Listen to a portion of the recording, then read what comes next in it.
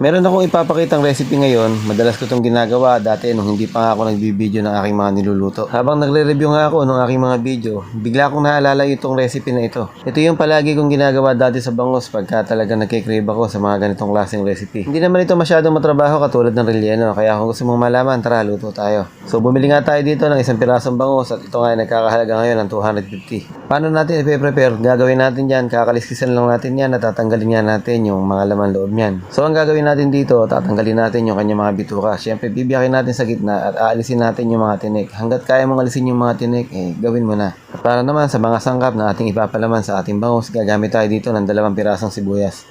Kung may malaki-laki kayong sibuyas, pwede na yon kahit isa lang. Tapos gagamit din tayo dito ng mga 3 pirasong kamatis.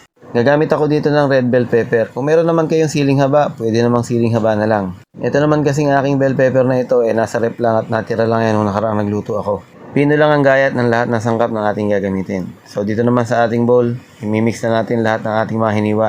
So ganyan lang, ilagay na natin lahat ng ating hiniwa, ang ating mga sibuyas, kamatis, ang ating mga red bell pepper. Hindi ako gagamit ng luya dito, kaya huwag kayong maghahanap ng luya. Ang gagamitin kong pantanggal na lasa dito ay kalamansi. Meron akong isang dahilan kung bakit hindi ako gumagamit ng luya, so isisikret ko na lang muna sa inyo. Nilagyan ko rin ng 1 kutsarang dinurog na bawang, tapos oyster sauce at pampalasa. Lalagyan din natin ito ng pamintang durog. Then haluin mo lang na haluin hanggang sa mag-incorporate na lahat ng inyong mga nilagay na sangkap. Binabati ko po lahat ng nanonood sa oras na ito. Maraming salamat po. Limutan ko palang lagyan ng asin. Ayan, nilagyan ko na ng konting asin. Pagkatapos nating haluin itong ating ipapalaman, mag-ready na tayo ng dahon ng saging. So sinalab ko ito sa apoy para nga malanta na. Tapos ilalatag na natin dyan yung ating bangus na ipinrepare kanina, and then lagyan natin ng asin at lalagyan din natin ito ng paminta para nga may lasa na yung kanyang laman. So gagawin natin, irarab lang natin yung asin at paminta at ganoon din naman sa kabila. Lalagyan din natin yan ng asin at paminta para itong isda natin ay magkaroon na agad ng lasa bago pa ilagay yung ating mga palaman. Kayo na rin ang masusunod kung ano pa ba yung gusto nyo idagdag sa mga ginayat nating gulay-gulay na yan o pampalaman. Alam ko naman na meron kayong mga diskarte pagdating sa inyong mga lutuin. Itong aking recipe ay binabahagi ko lang naman doon sa mga gustong matuto at sa mga gustong makakita ng aking paraan kung paano ako magpaputok ng bangus. Napakadali lang naman sundan ang recipe na ito. Basic na basic lang naman ang pamamaraan natin dito. So naglagay lang din ako dito ng 4 na pirasong siling pula. Kaya mamaya paghaluto niyan, kung merong gustong dumampot ng siling pula, hindi na siya maghahanap, andyan na sa loob ng ating bangus. So babalutin na natin yung ating bangus. Tapos hindi pa dyan nagtatapos yan. Gagamit pa ako ng isang dahon dyan and then ibabalot ko siya para doble siya. Para kapag pinirito natin ito, hindi ito masunog agad. At para masecure natin na hindi mabubulat-lat yung ating bangus, gagamit ako dito ng kitchen twine. Itatali lang natin yan na parang nagtatali lang tayo ng pork belly, diba? So ganyan lang ang gagawin natin yan.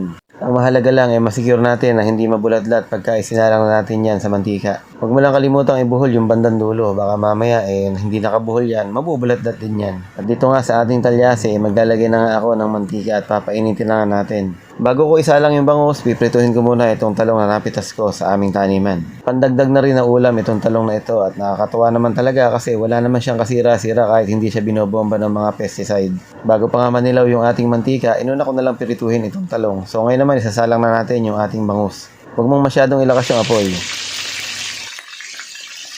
Mga 7 to 10 minutes nating piprituhin bawat side para nga makasigurado tayo na maluto yung loob niya.